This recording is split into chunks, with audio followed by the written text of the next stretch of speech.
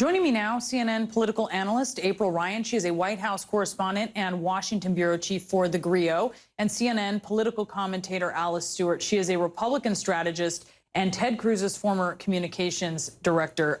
Okay, Alice, to you first. I mean, what do you think of the Congresswoman's comments? Here she is going on and on again about Democrats being Nazis.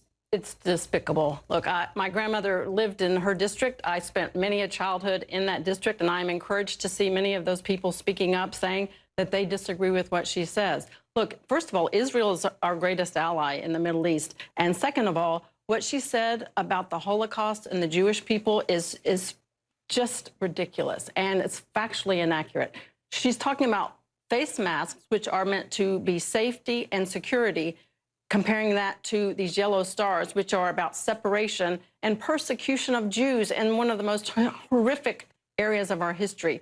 She's not only uneducated, she's simply wrong on this, and she owes the Jewish people an apology. And that what kills me is the fact that she continues to say this. She needs to stop talking about this. She needs to apologize, and she needs to go back to talking about what people in that district and the people in Georgia care about, which is conservative values, fiscal responsibility, limited government, and taking it to the Biden administration and stop this nonsense and horrific talk about the Holocaust. But what's going to stop her? Because you see her leadership rebuking her comments, and she comes out, endorses a tweet that calls the leader of her conference a feckless C word, and nothing happens. Nothing happens. You know why? Because she has power.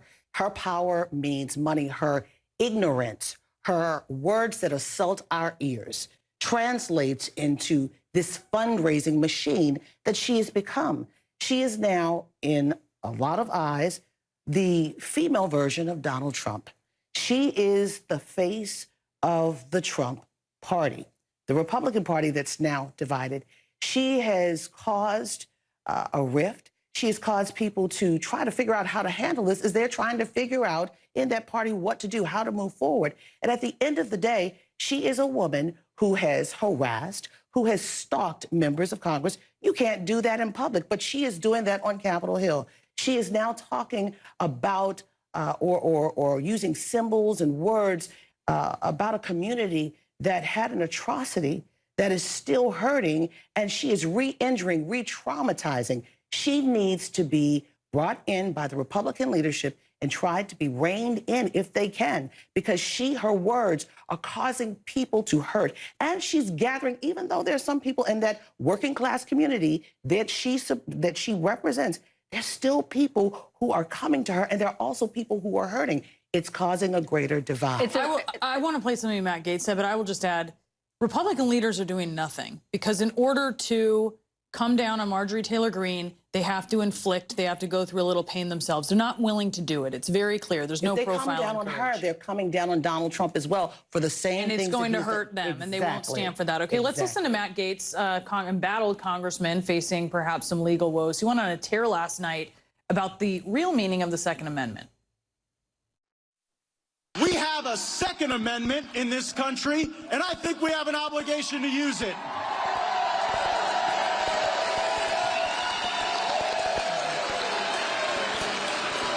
The Second Amendment, this is a little history lesson for all the fake news media. The Second Amendment is not about, it's not about hunting, it's not about recreation, it's not about sports. The Second Amendment is about maintaining within the citizenry the ability to maintain an armed rebellion against the government if that becomes necessary.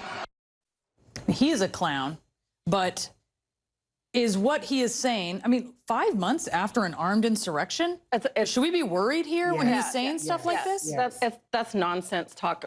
Clearly in Georgia, talk about the Second Amendment is very popular. They do support the right to bear arms. But look, the reality is he and Greene and Gaetz are grifters of the Republican Party. There they are at their event last night in front of tens of screaming fans.